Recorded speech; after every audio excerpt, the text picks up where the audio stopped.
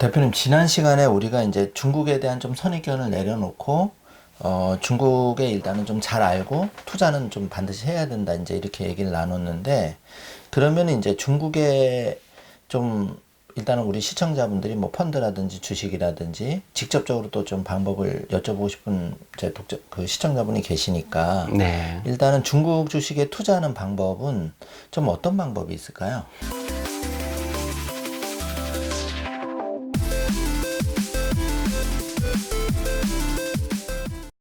저는 뭐 사실은 네. 이제 금융 전문가는 아니니까 그 부분에 대해서 좀 뭐 많은 장점을 가지고 있지는 않습니다. 근데 이제 제가 사실 기획을 했었고, 저희 이제 보셨을 텐데, 예. 애프터 코로나 투자의 미래라는 책이 예. 저희 중국 자본시장 연구에서 나왔거든요. 예, 아, 저는 이제 거기 4차 상명에 관한 부분들을 썼고요. 네. 예, 근데 보면 거기에 이제 우리 하나대투의 조용준 저기 본부장이나 예. 센터장님이나 이런 분들이 이제 좋은 조언들이 많이 들어가 있어요. 예. 보통 그래서 이제 거기에 투자들은 보통 이제 지금 실제로 이제 나올 수 있는 가치들이 있는 것들을 이렇게 정리를 하는데, 네. 저는 이제 기존에 제가 우리나라 금융권들이 중국에 초반기에 좀 방문했을 때 네. 현지 진행을 좀 해본 적이 있어요. 그래서 이제 좀 많이 봤던 것 중에 하나는, 그러니까 그때 이제 어떤 증권사의 애널리스트 분들이 그런 요구를 하더라고요. 중국에 대한 좀 좋은 데이터들을 좀 모아줬으면 좋겠다. 근데 그때는 벌써 한 2000년대 초반 정도 됐었으니까, 네. 충분히 그런 만한 가치들이 있는 건데, 지금은 상대적으로 훨씬 더 좋은 정보들은 많이 있습니다. 아, 많은 정보가 있는데, 문제는 저는 그런 것 같아요. 그것도 증권사의 눈으로 보는 거죠. 한차 걸려서. 예. 자기의 선입견 편견으로 보는 예, 겁니다. 예. 어떻든 증권사에서 투자를 유도하기 위해서는 어떤 좋은 정보들, 그다음에 가치 있는 기업 중심으로 보니까 이 역시 약간은 좀 그런 게 있어요. 근데 그런 부분은 조금 맹점이 될 수 있죠. 네, 그렇죠. 그래서 이제 그 부분들을 잘 통찰력 있게 보는 게 중요한 것 같고요. 저는 지금 앞으로 향후에 중국이 가지고 있는 뭐 가장 큰 싸움들은 플랫폼, 그러니까 베스라고 하는 뭐 바이두, 알리바바, 뭐 탄센트, 화웨이라고 하는 그 네 개 기업이 이제 플랫폼 기업이거든요. 네. 미국의 이제 가파에 대응하는. 예. 그래서 그 네 개 기업과 그 네 개 기업에 연결되어 있는 산업들, 가령 이제 예. 화웨이 같은 경우는 지금 뭐 어마어마한 싸움을 하고 있죠. 그렇죠. 5G에서 예. 미국과 이제 미국은 이제 노키아나 저희 에릭슨 같은 데랑 같이 연합을 해서 화해를 공개하고 있는데, 네. 그 싸움은 뭐 피할 수 없는 싸움입니다. 왜냐하면 미국은 자기들이 세계 정보를 가져본 적이 있거든요. 예. 근데 만약에 5G망이나 그 다음에 이제 4G나 5G를 놓치면 상대방이 그걸 간다고 생각하면 오싹하겠죠. 네, 그렇죠. 네, 그러니까 결국은 이 싸움은 끝날 수 없는 싸움이고요. 그러는 걸 생각하면 사실 화해나 이런 부분은 약간은 좀 싸움 전장에 있는 것은 위험하잖아요. 항상 네. 산업이 되는 것보다는. 그래서 그렇죠. 그런 것보다는 사실 이제 더 중요한 건 사실 중국의 이제 기본 베이스가 시장입니다. 중국이 특별한 문제가 없으면 지금도 코로나 상황에서도 일정 부분의 성장을 할 정도라고 하는 것은 이미 자체 시장이 어마어마한 거거든요. 그렇죠. 네. 근데 자체 시장이 한 10년도에 대충 중산층의 인구가 한 1억, 한 700만 정도 수준이었는데, 2030년 되면 이게 한 4억 9천만 정도라고 하거든요.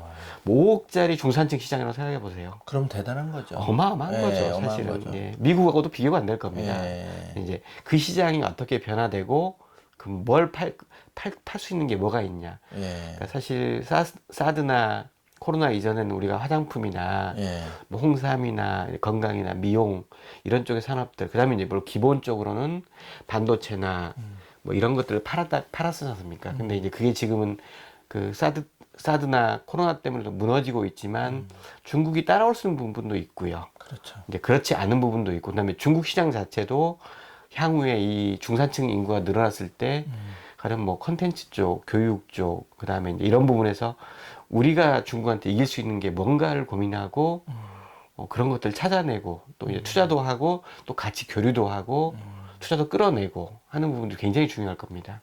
네. 그러면은 지금 이제 중국에 대해서 좀 제대로 해야 될 게 한두 개가 아닌데, 네.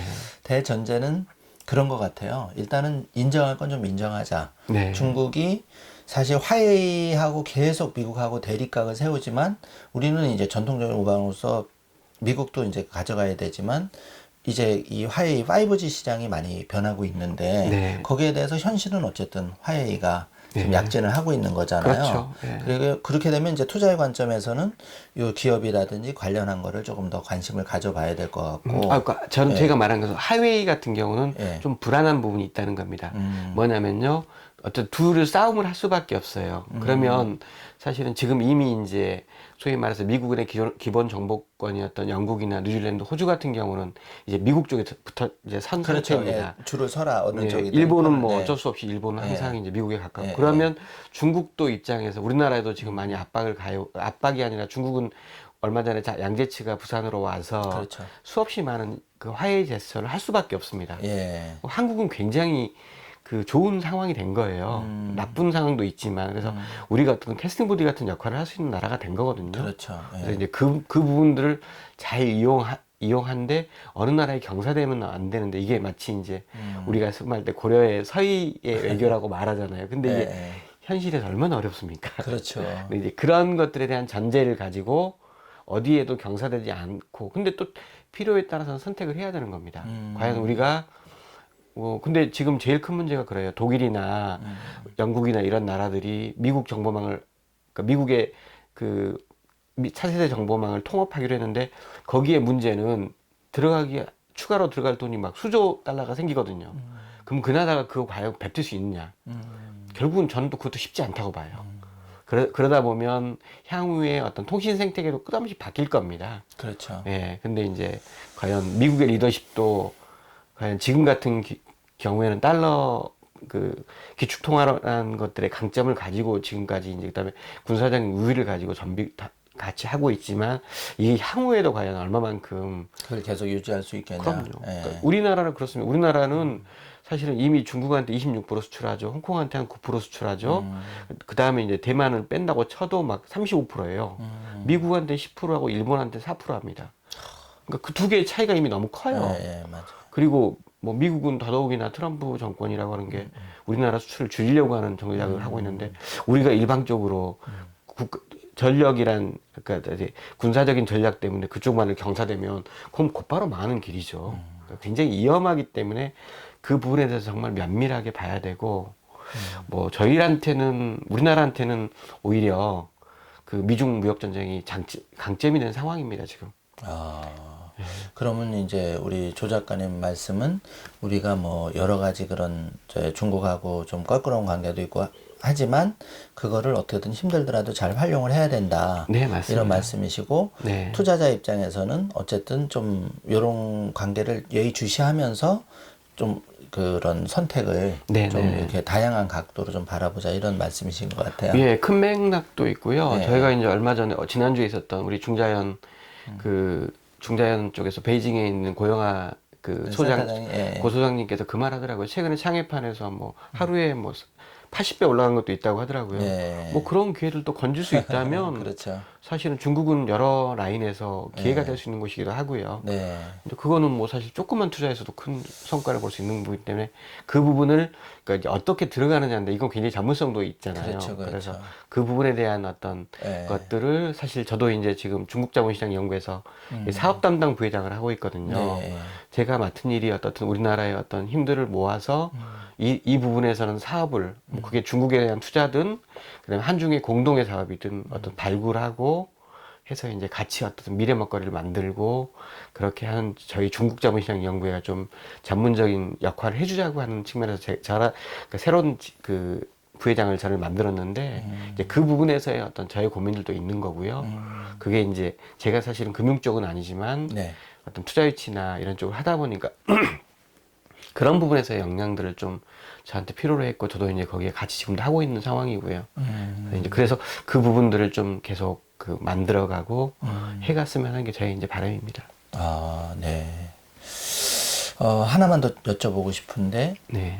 우리는 뭐 아침 이슬 소주 되게 좋아하고 뭐 이렇게 하는데 중국의 마오타이라는 술이 되게 네. 유명한데 작년에도 마오타이가 엄청나게 성장을 했더라고요. 네, 주가 네, 상승률이 네. 뭐 그렇던데 아까 말씀하신 지금 중산층이 1억 명대에서 한 5억 명대로 앞으로 늘어난다 그러면 네. 그런 비싼 술도 더 많이 마시게 될 텐데 네네. 그럼 이를테면 그런 마오타이주의 그 주가 상승률도 더 이렇게 높이 볼 수도 있는 여지가 있지 않나. 네. 다른 관련한 기업들도 어떻게 생각하시는지. 그러니까 뭐 가장 투자의 기본 중에 하나가 블루칩들을 잡는 거잖아요. 예, 예. 그러니까 그러면 뭐 시장이 있고, 그러니까 마오타이 같은 경우도 충분히 그럴 수 있는 겁니다. 왜냐하면 거기는 이제 브랜드 자원도 있고요. 또 이제 술이라고 하는 게 한정 자원이잖아요. 예, 예. 뭐 사실은 마오타이는 가짜도 너무 많아서 중국의 지도자들은 매일, 그러니까 매년 그 자기들 공장하고 계약을 해서 마오타이가 나올 때 그게 그 귀저우에 있거든요. 예, 예. 귀저우는 어디냐면 예. 그 세계 최대 500m짜리 전파만 환경에 있는 중국 중하부에 있는 굉장히 오지 마을입니다. 예. 그 저는 이제 가봤어요. 예. 거기가 중국에서 제일 중요했던 혁명 그러니까 대장정의 중간에 예. 준위해라는 데가 있습니다. 예. 거기서 마오쩌둥이 이제 기존의 고문들의 외국인 고문들을 이기고 이제 처음으로 중국의 중국의 공산당이 그 소년기에서 청년기로 성장하는 곳이 그 준위거든요. 예. 그래서 준위해이라고 하는 데가 아주 예. 유명한데 그 바로 한 30분 거리에 마오타이가 있습니다. 예. 근데 그래서 이제 준위에서 축하주가 마오타이였어요. 아. 그러면서 국주가 됐죠. 아 이거 술도 좋은데 기분도 좋다. 그래서 국주가 됐는데 이제 그런 그렇게 해서 마오타이. 마오타이가 그렇게 생긴 겁니다. 중국에 때갈이 얼마나 많은데요. 뭐 수만 종이 있는데 이제 그런 것처럼 한데 거기에는 이제 그 마을에서 마오타이가 생산할 수 있는 조건이 있거든요. 물이 좋고 곡식이 좋아서 가능한 건데 그래서 수많은 사람들이 달려가서 그것을 진짜 살려고 줄을 서서 진짜를 공장에서 띄워옵니다. 그 사람들은 절대 밖에서 면세점에서 사는 마오타이를 안 믿어요.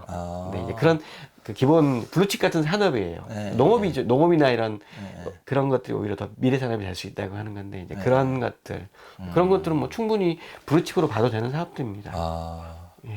저는 이제 뭐 그 자녀에 대한 투자는 조금씩 해주고 있는 편인데 네. 텐센트가 그 제 기억하기로 한 300% 정도 수익 을 본 적은 있어요. 네네네. 이렇게 많은 은 아니지만 그래서 어쨌든 지금이 이제 중국 시장이 계속 아직도 뭐 사실은 전기차라든지 뭐 몇 가지 분야에서는 우리가 걸음마 단계밖에 안 된다고 생각을 하는데 네. 그 기술들이 더 발전을 하면 그런 중국의 유니콘 기업들이 더 성장하지 않을까. 네. 한국의 삼성전자 저는 그런 기업들이 더 많이 나오지 않을까. 네. 그러면 예전에 한국의 삼성전자가 3만 원 했을 때 네, 맞습니다. 예, 그런 중국의 기업들이 어떻게 생각하시나요? 그런 부분은? 저는 아까 말씀하신 뭐 비아디나 비아디 더불어서 북방에서는 이제 그 베이징 자동차에 있는 전기차가 이제 가장 크거든요. 그런 회사들이나 아니면 DJI나 아니면 이제 탄세트 같은 기업들이 이제 지금 제가 제일 주시해서 봐야 될 것은 미국과 중국의 이제 화폐 전쟁입니다. 그러니까 송미 책을 벌써 십수년 전에 썼죠. 기축통화를 어떻게 하면 자기들이 할 거냐. 왜냐하면 중국의 입장에서는 그 100달러짜리 지폐는 0.6센트짜리인가요? 원가가 6센트밖에 안 됩니다. 찍어내는데. 그렇죠. 근데 중국은 그거를 100달러 주고 샀잖아요. 그렇죠. 예. 모든 자원을 써서. 근데 그게 지금 4조 달러 갔다가 지금 약간 떨어져서 3조 3조 달러도 얼마의 돈입니까? 어마어마한 돈이죠. 3조 곱하기 1200 하면 어마어마한 돈인데 자기들은 노동력 팔아서 자원 해서 오염시켜서 3조 달러 산 거예요. 그렇죠. 그네들이 그때부터 자기들이 전략적으로 본 것은 이 기축통화를 하지 않고는 우리는 영원히 끌려간다. 뭐 그 마음을 가질 수밖에 없었잖아요. 그렇구나. 예. 그래서 지금 이제 자기들이 하는 것은 위안화의 어떤 강세보다는 지금은 중국이 전자화폐, 소위 말해서 알리바바와 탄센트 알리페이와 위챗페이 같은 그런 어떤 전자화폐 시장들을 더 키우고 생태계를 키우는 것들을 더 원할 겁니다. 그렇게 되면 사실 누구도 달러에 대한 맹신은 없는 거잖아요. 그렇죠. 근데 이제 그게 이제 사실 그래서 싸움이 되겠죠. 근데 중국이 그래서 이제 페이스북이 그 전자화폐를 한다고 해도 미국 정부가 허가를 안 하는 거거든요. 그건 뭐 연방준비은행으로서는 굉장히 치명적일 수 있기 때문에 결국 그 싸움으로 들어가면 이제는 더더욱이나 기존의 기득권 사라지는 거 아닙니까? 이제 물론 그렇다고 해서 달러 화폐가 쉽게 무너지라는 말씀은 아니고 왜냐면 세계가 아직 균형은 미국 중심으로 가고 있으니까. 근데 이제 그런 부분들을 감안하면 그 부분에서 어떤 투자 가치가 있는 것들이 있는 거고요. 또 하나는 중요한 건 정말 그 알리바바와 이체페이는 저도 이체페이를 씁니다만 뭐 소비자 지금은 중국에서는 98% 정도가 아마 그 전자화폐를 씁니다. 그러면 알리바바의 서버 안에나 위챗페이 서버 안에는 중국 모든 사람의 소비 능력이 다 들어가, 소비 습관과 패턴과 빅데이터가 다 들어가 있는 겁니다. 예. 근데 그게 이제 결국 우리나라한테도 오고 싶겠지만 우리나라 쉽게 다른 나라는 허가를 안 할 텐데 그럼에도 불구하고 이미 이제 중국은 이 전자화폐 시장에 대한 빅데이터를 가지고 있는 거죠. 그런 기업들은 그래서 저는 이제 알리나 탄세트 같은 경우는 두 가지 부분에서 어마어마한 메리트를 가지고 있는 거고요. 그다음에 이제 화웨이는 아까 말씀드려도 결국은 워낙 이제 런정페이가 이끄는 화웨이가 5G에서는 그 기술력으로서 어마어마한 그 치고 가면서 유럽 시장에서도 뭐 한 40%까지 시장을 장악한 적이 있지만 결국은 그건 싸움터가 될 수 있기 때문에 조심스러워야 되는 부분이 있는 거죠. 그래서 이제 그 부분도 감안하면서 일단 투자 종목을 고르면 저는 뭐 DJI나 그런 전기차 이런 쪽은 뭐 충분히 이제 중국 시장을 바라봐도 가능성이 있는 거죠. 뭐 이제 카카오 게임즈가 이제 곧 상장을 9월 2일 날 한다 그러는데 네네네. DJI 같은 경우에는 전 세계 드론 시장의 77%를 장악하고 있는데 비상장 주식이라고 그러더라고요. 네네네네. 근데 만약에 그런 것들이 상장을 하게 되면 네. 조 작가님 말씀대로 그런 쪽에 투자를 해도 네. 굉장히 큰 돈을 벌 수 있지 않을까 이런 생각이 들더라고요. 뭐 저희 갔더니 저희 시청 안에 또 DJI 네. 뭐 패턴별로 다 있어요. 싼 거, 중간 거, 비싼 것까지 네. 다 있는데 이미 한 시장의 생태계를 그 정도로 장악했다고 하는 것은 네. 사실 다음 경쟁자가 오기가 쉽지 않거든요. 맞아요. 그리고 이제 이 드론 쪽 산업은 뭐 기술도 중요하지만 어떤 미래 산업이 될 수 있는 측면이 너무 많기 때문에 그렇죠. 굉장히 중요한 투자자가 될 수 있는 거죠. 제가 유튜브 방송 3일 경제독립 TV 찍으면서 이제 우리 조 작가님도 모시고 그 각 분야의 1% 해안을 가진 그런 명사분들 초청해서 방송을 하고 있는데 이거 방송하면 할수록 굉장히 중국이나 이런 나라들에 대해서 너무 몰랐다. 그리고 정말 투자 기회가 너무 많은데 우리는 정말 100이라고 하면 이제 한 10 정도밖에 수준이 안 되지 않나. 네. 사실 그런 생각을 많이 하고 있거든요. 근데 이제 저는 네. 정말 그 한중 관계가 이제 그 92년에 8월 27일 날 수교했으니까 올해로 이제 내후년이면 30년이 되거든요. 네. 근데 저는 정말 뼈저린 게 들어가서 성공한 기업도 많지만 지금은 사실은 삼성전자 말고는 뭐 현대차도 참 어렵고요. 롯데도 그렇고 뭐 이마트도 롯데나 그렇고 다 지금 네. 그러니까 이제 네. 그만큼 우리가 그 중국의 미래에 대해서 좀 고민을 못했다는 부분이에요. 물론 이제 충분히 이익을 내고 돌아오는 건 상관없는데 가령 저는 그렇습니다. 제가 투자 유치 담당할 때는 정말 일종 기업 하나 끌어올리기 위해서 어마어마한 노력을 하거든요. 네. 근데 가령 아까 말씀하신 기업 같은 경우는 심양 북역 앞에다가 3조 정도 투자하고 그거 뭐 하나도 못 건지고 나올 처지고요.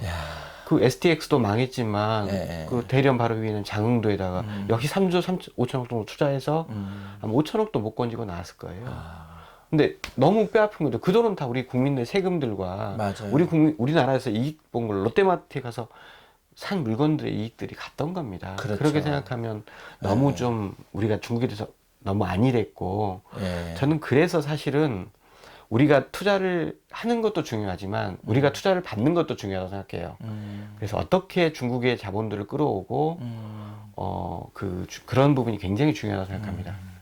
아, 정말 좋은 말씀이신 것 같아요. 네. 우리가 이제 말씀하신 대로 한국 쪽에 좀 새로운 걸 개발을 해서 네. 중국의 그런 넘쳐나는 자본들, 신흥부자들도 많이 생기고 있을 텐데 그 자본을 역으로 또 유치를 받을까 이런 네. 고민을 좀 더 해봐야 되지 않을까. 네, 그죠? 네. 네. 제가 올 초에 이제 AT 농산물 유통공사에서 강의를 한 적이 있습니다. 네네. 그때 제가 한국의 미래 산업은 다른 게 아니다. 당신들이 만든다. 그러니까 농수산물의 미래가 사실은 한국 그 대중국 미래 산업이 될 거다. 이런 쪽에 이제 조언들을 좀 세게 한 적이 있거든요. 네. 그리고 제가 지금 춘천시에 일하지만 춘천시 같은 경우도 그 우리나라 지자체 중에서는 홍천이 면적이 제일 높고 춘천이 한 8번째 됩니다. 근데 강원도가 가지고 있는 산림 자원들, 뭐 농업 자원들, 바이오 자원들 이런 건 어마어마한 경쟁력이고요. 뭐 중국은 제가 솔직히 안 가본 데가 없을 만큼 많이 수박 다니죠. 게다기지만 다 다녔습니다. 모든 성을 갔었고요. 그래서 제가 모신 거예요. 네네.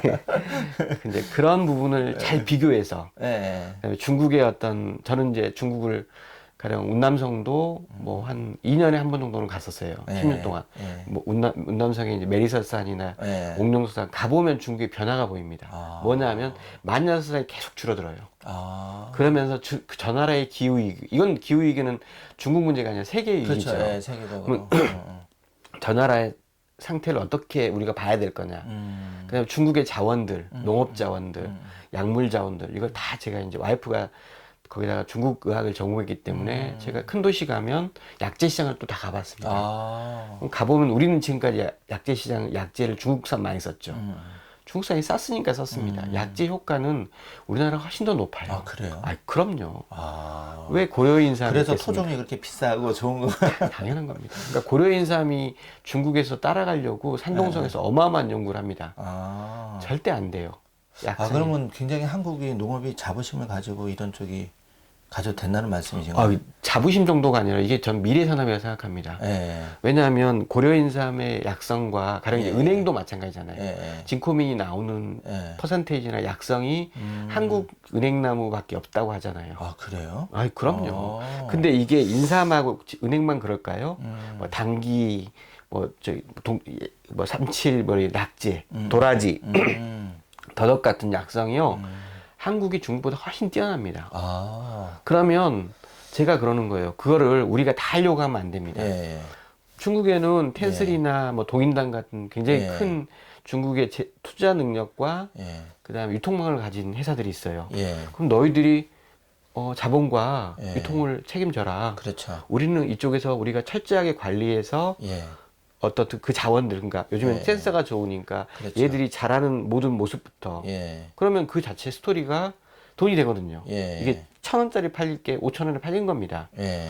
중국의 하이엔드층이 늘어난다고 말씀드렸잖아요. 예. 그 사람들이 예. 어떤 걸 먹겠습니까? 안전하고 기운도 좋고 맞아요. 그런 걸 선택하는 거예요. 그 제 고객 중에서도 이제 한우를 좀 대규모로 해서 네. 중국의 VVIP한테 수출하는 그 프로젝트를 하는 네네, 맞습니다. 분이 계셔서 조 작가님 말씀을 듣고 보니까 이게 순간적으로 그런 생각에 네. 그분이 좀 그런 네. 생각을 미리 하지 않았나. 네, 그러니까 이제 생물 가령 이제 농수산물 같은 경우는 수출하는 데도 굉장히 많은 파프리카도 절차가 복잡하다 쉽지 네. 않은 부분이 있거든요. 근데 그렇죠. 그걸 좀 고민하면 약재로 개발하거나 하면 상대적으로 가공이니까 쉽습니다. 그렇죠. 그리고 또 하나는 바이오 쪽이에요. 아. 춘천도 이제 그럼 대표님 네. 커피 한 잔 마시고 우리가 요 부분에 대해서는 다음 시간에 네. 이 지금 한국의 농업이 많은 문제를 가지고 있는데 사실 저도 이제 주말에 가끔 뭐 텃밭을 가꾸고 있지만 시골에 빈 땅도 많고 그렇잖아요. 그래서 네.